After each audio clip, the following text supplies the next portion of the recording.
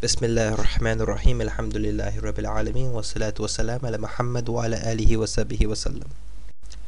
Welcome to the FOSIS Wales and West online video tutorials, where we guide you through the process of running an Islamic society.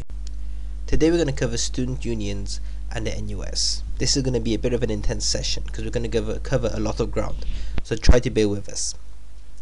We're going to cover a students' union, the NUS, National Union of Students, university management, as well as why to engage with them and also how to best engage with them. So let's get started. The Students' Union.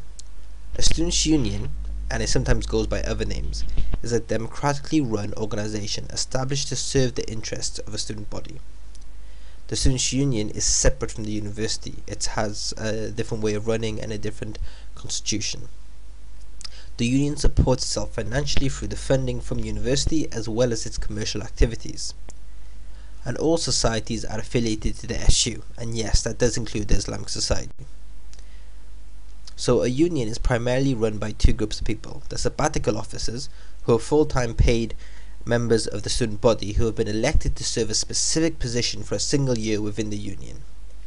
Now, SAB positions, they each have an area of responsibility. So for example, the president, the treasurer, academic affairs, welfare, communications, and of course societies as well. The union officers, who are part-time and unpaid, are students elected to work within the union alongside their degree studies. Now, although they have less responsibility, the union officers can be equally important and helpful to the ISoc. So they will have positions such as women's, diversity, international students, environment, societies, and so on. And why are SU officers so important? Well, they represent student interest on a variety of university boards. So these are the top dogs in the university who are meeting with the students' union officers. And they have the access to the highest level managers, so the principal, the vice chancellors themselves. They have access to these individuals. And they're the first line of contact for the media. So if anything ever happens, the first person to respond and the first person to comment will be the sabbatical officers. Their future leaders, many of them will go on to hold very important positions, so influencing them today will be able to, replicate that relationship in the future. And some even go on to the NUS, so they'll be affecting national policy. So by creating a good habit now, it'll continue on a national level. And of course, many of them go into politics, journalism, and business. And it's important to be able to get these key individuals, these future leaders, involved in the Muslim student body at the beginning. And most importantly, they make decisions on your behalf. So you as a student will be represented by these individuals, and so it's absolutely key that you do engage with them. The National Union of Students is an umbrella body that serves, unites, and represents 7 million students across the UK through their student unions. Now, the NUS can influence government policy on issues relating to students. So at the moment, 2010, in the middle of the summer, there's been a big discussion about the graduate tax. Vince Cable from the Liberal Democrats has been putting this idea forward, and it's on the table for discussion. This idea actually came from the NUS. It was created, researched, and then published by them. So the NUS can really have massive influence over the political field.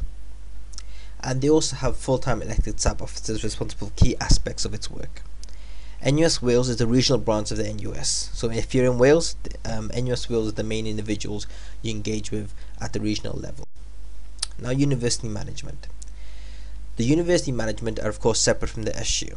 They are responsible for teaching and academic resources, the overall funding of the university, estates being the physical resources of the university, lecture theatres and rooms, cafes, restaurants. The university management is ultimately responsible for important aspects of your student experience, such as prayer rooms if they're in the university campus, halal food on campus, chaplains, Muslim or otherwise, ISoc events on campus. So any time you bring a lecturer down, these are the guys who are aware of what's going on. Muslim student safety is a big issue at the moment. These guys are the ones who you need to be talking to. Now, why to engage with the student unions? First of all, resources. The SU can offer resources and are there to offer you resources. That's one of the reasons they're there. This includes finances. You should go to them and always make sure they're fully aware of your financial needs. They can give training. They can give ideas for fundraising. They can give even give access to university human resources. So, for example, helping the SAP officers in organising your events and so on. So the resources are massive that you can get from the SU. Rights: the SU can represent and actually campaign for your student rights. A successful relationship with the SU will allow you to influence decisions at your university towards that which will benefit your ISoc and your member base of Muslim students. Dawah: of course, engaging with the SU will open doors to the fantastic work that Muslim students do. So this could be Charity Week, IEW, interfaith initiatives, and it's really important to show them this practical, dawah, this, beauty of Islam through actions, not just the lectures, not just the talks, not just the words. Now the NUS works on a national level, so they actually have responsibility for deciding national policy, and you should be engaging with them through the sabbatical officers to influence these policies. So through the SAB officers, you need to convey to them the Muslim student needs so they can better serve you. Now, how to engage your student unions? First of all, meet your SAB officers, all of them, even if they're not directly responsible with your society, as well as the chaplain, whether that's part of the university or the student union. Meet them for coffee, meet them for meetings, tell them what you're doing.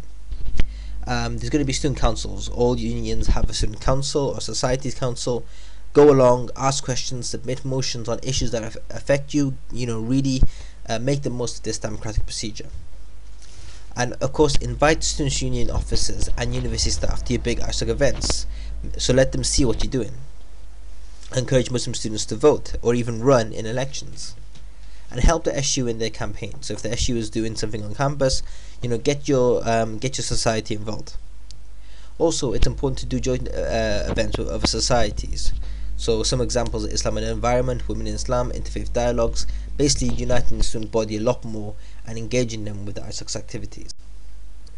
How to engage with the NUS? Now, NUS is national, so your relationship with the NUS is much more tethered by two organisations. One is the Students' Union itself, and the second is FOSIS, which works with the national body of National Union of Students at a national level.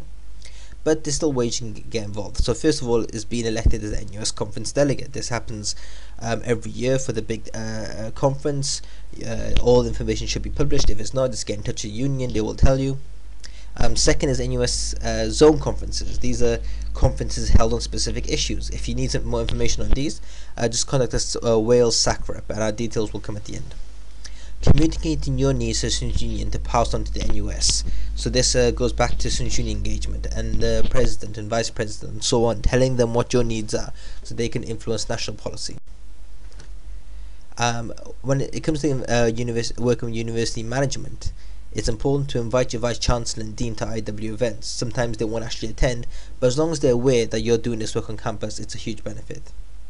And set up regular meetings with the pro vice chancellors to talk about the progress with the ISoc. So they will actually be up for this. Some of them will have a specific responsibility to work with students, and so they won't say no if you schedule a meeting far enough in advance. And get to know your state's division. Know them by the first names. Have a friendly relationship. You need to be able to use the resources on the university campus, and they need to be able to trust you. If they know who you are and you have a human relationship with them, it's going to work much more smoothly. And get to know your chaplain, whether he's part of the university, the sabbatical, the Students' Union, or independent. Get to know who they are, because very often they make important decisions and advise the university on faith issues.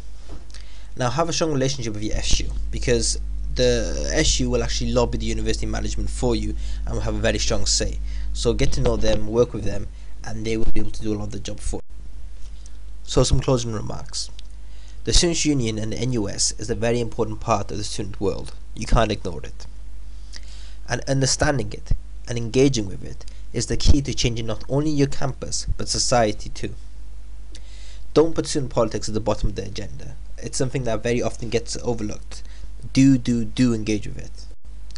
As always, if you need any more information on any of these topics, go to the Wales website, wales.fosis.org.uk, and if you have any questions or queries, email us at wales.isoctraining@fosis.org.uk. Jazakallah khair for listening. Assalamu alaikum.